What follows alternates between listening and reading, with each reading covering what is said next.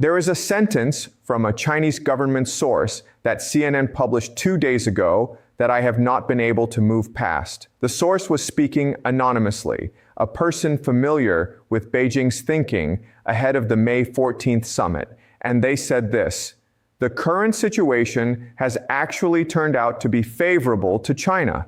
That sentence, from inside the Chinese government, about a war that has killed thousands of people, closed the world's most important oil route, pushed gas prices in America to $4.54, and consumed 67 days of the world's attention. Favorable to China.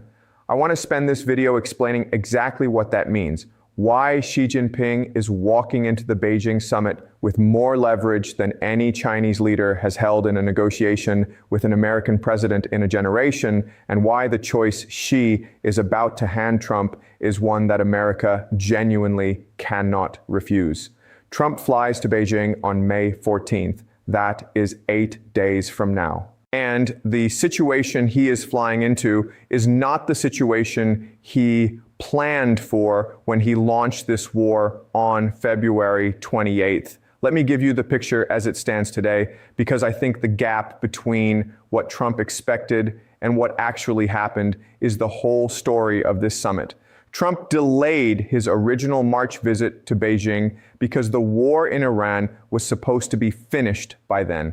His advisors told him a quick win in Iran would give him leverage going into the summit. He would arrive in Beijing having demonstrated American military power, having reopened Hormuz, having removed Iran's nuclear threat, and having done it in weeks. He would arrive strong. That is not what happened. Instead, Trump arrives in Beijing 67 days into a war that has not ended. Hormuz is still effectively closed. Iran has not agreed to any nuclear terms. America has launched and canceled its own operation to escort ships through the strait in 48 hours. Gas is at $4.54. Trump's approval rating has fallen to 36%, the lowest of his second term, driven primarily by economic dissatisfaction tied to the war. The one-page peace proposal that America floated this week has not been accepted by Iran. And today, Iran's foreign minister finished meetings in Beijing with Wang Yi, where China publicly backed Iran's right to pursue nuclear energy while asking Iran to consider reopening Hormuz. China was in the room with Iran today. Trump arrives in that same room in 8 days. The Chinese source CNN spoke to said something else that I want to read you exactly. They said Trump delayed his visit to Beijing, probably partly feeling he hasn't gotten enough leverage. And then they said, speaking about the war, but look at him now. The standoff in Iran has dragged for so long with no progress. That is a Chinese government insider describing Trump's position before the summit. No leverage, no progress. The quick win he was counting on did not happen. Now, let me explain the specific choice Xi Jinping is going to hand Trump in Beijing, because I think understanding the structure of that choice is the most important thing you can know about where this war ends. China's position going into this summit has 3 components, and all 3 of them put Trump in a position where every option he has comes with a cost he does not want to pay. The first component is Iran's oil. China buys approximately 90% of Iranian oil exports. This is confirmed by the United States government. China's purchases fund the Iranian government. They fund the IRGC. They give Iran the economic runway to keep Hormuz closed, to reject American peace proposals, to fly its foreign minister to Beijing instead of calling Trump. Without China's oil purchases, Iran's ability to sustain this standoff collapses within months. With China's oil purchases, Iran can wait indefinitely. Trump knows this. He said on CNBC weeks ago that he thought he had an understanding with Xi about weapons shipments. He said China broke that understanding. His response was a shrug. That's the way war goes. He moved on. The reason he moved on is the first component of Xi's leverage. America cannot sanction China's oil purchases from Iran without triggering a confrontation that would dwarf the Iran war itself. Secondary sanctions on Chinese banks on Chinese energy companies, on the dark fleet infrastructure that moves Iranian crude to Chinese refineries, would mean financial warfare against the world's second largest economy. It would collapse the trade truce the two sides negotiated in Busan last October. It would make the Beijing summit impossible, and it would do all of that while America is already managing $4.54 gas and a 36% approval rating. She does not need to say any of this in the meeting. Trump already knows it. The unspoken fact in the room is that China is keeping Iran's war machine funded, and America cannot stop it without starting a bigger fight. That is leverage component one. The second component is Taiwan. Brookings published an analysis days ago describing what China wants from this summit. And one of the key signals Beijing has been sending is that Taiwan cannot be avoided. China wants Trump to endorse principles that Xi has championed: win-win cooperation, peaceful coexistence, mutual respect, and baked into those principles from Beijing's perspective is American recognition of China's core interests, specifically Taiwan. The Brookings analysts noted that China may ask Trump to impose constraints on American arms sales to Taiwan.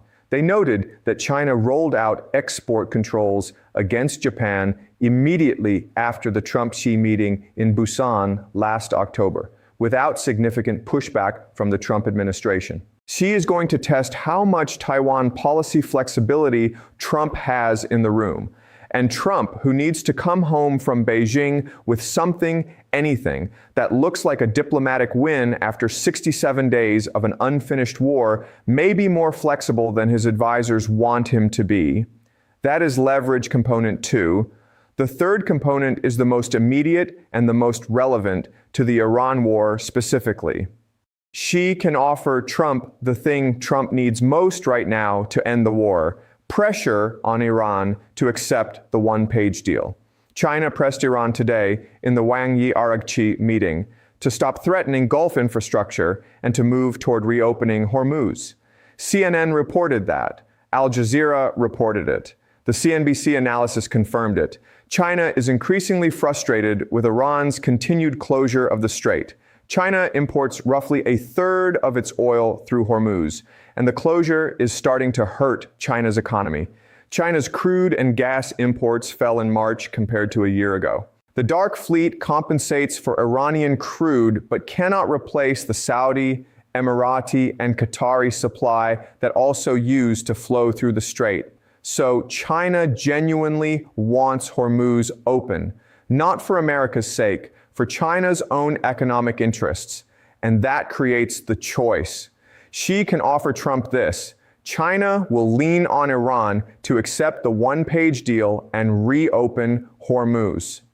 In exchange, Trump gives China something on Taiwan, something on tariffs, something on the trade relationship that China values. The choice is not between peace and war. The choice is between what Trump is willing to give Beijing to get Beijing to deliver Tehran. That is the deal structure Xi is going to present. And the reason America cannot refuse it is simple. Trump has no other path to ending this war before the November midterms. Every other option either requires military escalation that America's European allies will not support and that risks expanding the conflict, or requires Iran to voluntarily call Trump, as Trump has repeatedly asked, which Iran has shown zero indication of doing. The only third party with enough leverage over Iran to change its calculation is China. And China is about to name its price. The Eurasian Review analysis published this week described the summit's potential outcomes in the bluntest terms I have seen from any analyst. It said Trump's approval rating has fallen to 36%. It said the summit is likely to be viewed as a key test of Trump's leadership on the global stage. And it said Trump was hoping to use a quick win in Iran as political leverage in Beijing. But the quick win did not happen.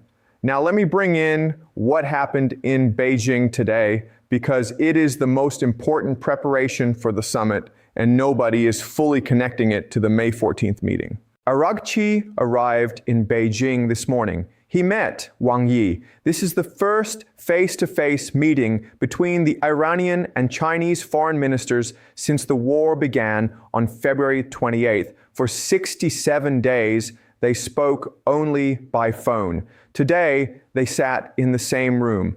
The timing of that meeting, 8 days before Trump arrives in Beijing, is not accidental. Araghchi came to Beijing to do 3 specific things, according to Al Jazeera's reporting from inside the meeting. First, Iran came to deliver its position on the war directly to Beijing before Trump does. Whatever Araghchi told Wang Yi today, China now has Iran's current red lines, Iran's current flexibility, Iran's current thinking on the one-page deal.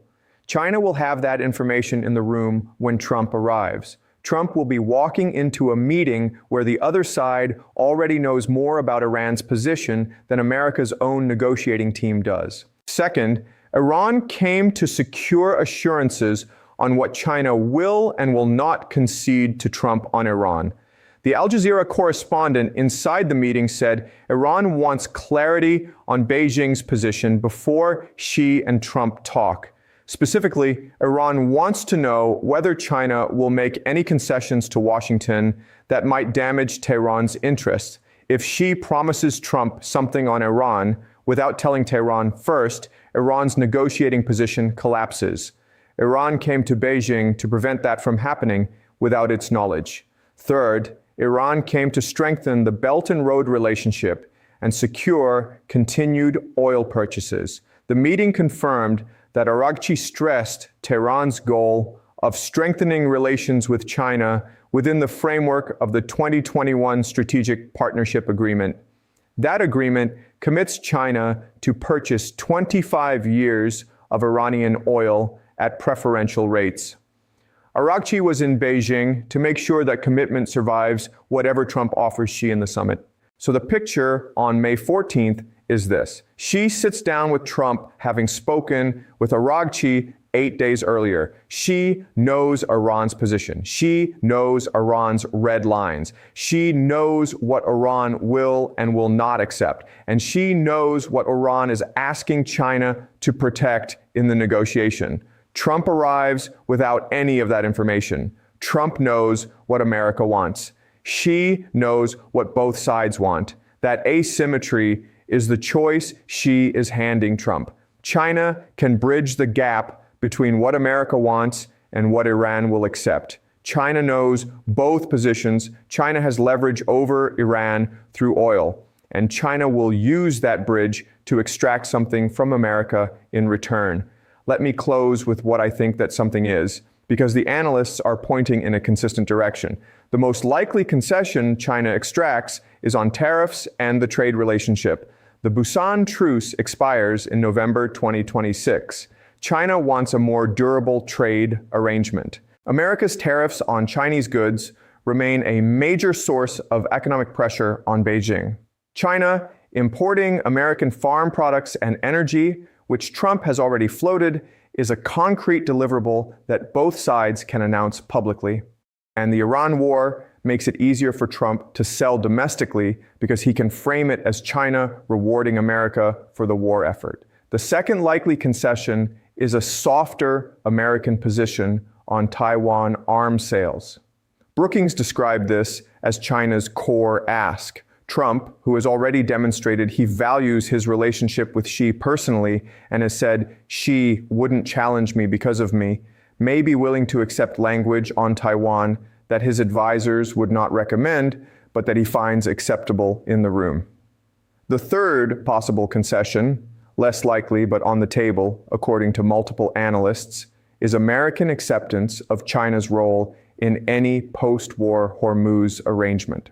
If China is part of the new security framework for the Strait, China gains permanent institutional presence in the Middle East energy infrastructure. That is a massive strategic prize. And it may be what Xi asks for in exchange for delivering Iran. The Chinese government source who told CNN this war has been favorable to China was not boasting. They were describing a structural reality. China did not start this war. China did not fight in it. China has profited from it economically through elevated oil prices and Iranian crude at a discount. China has used the window of American distraction to advance in the South China Sea. China has built its information advantage by meeting with Araghchi dozens of times while America managed its war cabinet.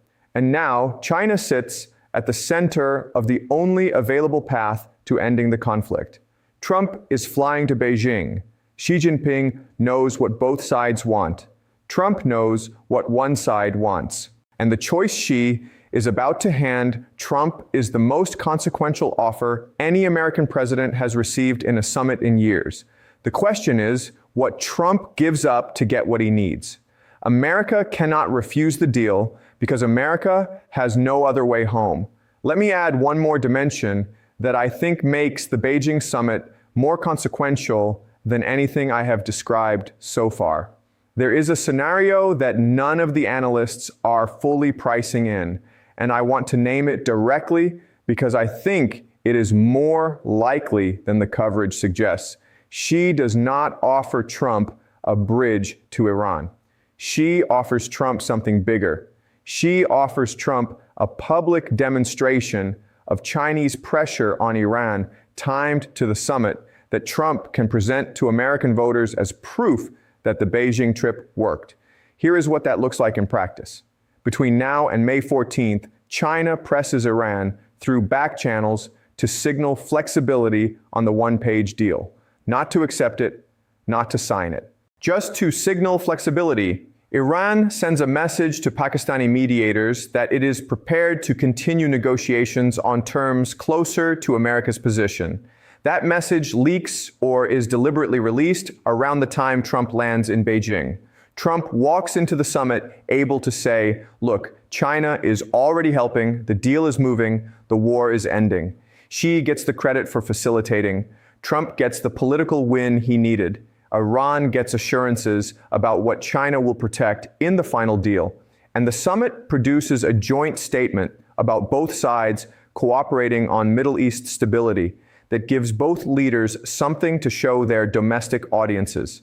This is not speculation. This is the pattern that both the Trump White House and Beijing have used before. In the lead up to the Busan summit in October 2025, both sides engineered deliverables to announce at the meeting, including the trade truce framework. The pattern of stage managing summits with pre-negotiated outcomes is well documented in US-China diplomacy, and the China government source CNN spoke to gave the clearest indication yet that Beijing is thinking along these lines. The source said Beijing views this summit as a singular opportunity to secure a more stable, long-term relationship with America. That phrase, singular opportunity, means Beijing is not going to waste this meeting on generalities. Beijing wants concrete outcomes, and the most concrete outcome available is a visible role in ending the Iran war. The Fudan University professor who serves as a foreign ministry advisor told CNN, and I want to quote this directly, "The current situation has actually turned out to be favorable to China." And then he said something about Trump. Trump is very clever. He doesn't directly target China, but he first knocked out Venezuela, then he went after Iran, essentially clipping China's wings in these regions. That framing is extraordinary. A Chinese government advisor describing Trump's strategy as clipping China's wings, but also saying the current situation is favorable to China. The conclusion is that Trump's strategy of indirect pressure has not produced the result Trump wanted, and China is about to offer to resolve that failure for a price. The price is the choice. Taiwan flexibility, trade concessions, a role in Hormuz's post-war arrangement, or some combination of all three. Trump will decide which price he can afford to pay, and whatever he decides will define the next phase of the US-China relationship for years, 8 days. That is how long until Trump walks into a room where Xi has spoken to Iran's foreign minister 8 days before, knows Iran's position, holds Iran's oil economy, and has been watching this war be favorable to China for 67 days. The choice Xi hands Trump in that room is the most important diplomatic moment of this war. And America cannot refuse it because America has run out of every other option.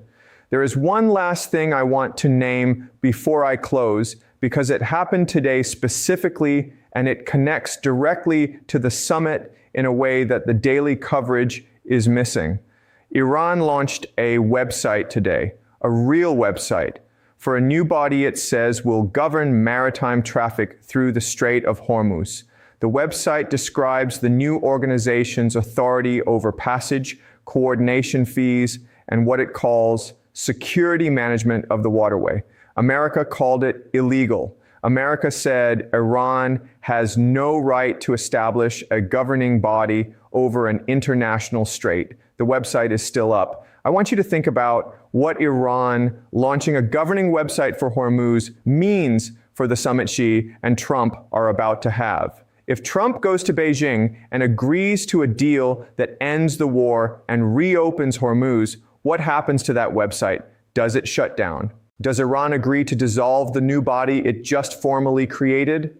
Or does the new governing body become the framework through which Hormuz reopens under Iranian management with an international veneer that lets everyone claim the strait is open again? The website is Iran's opening bid for what the post-war Hormuz arrangement looks like. It is Iran formally establishing its institutional claim to the strait before the final negotiation happens.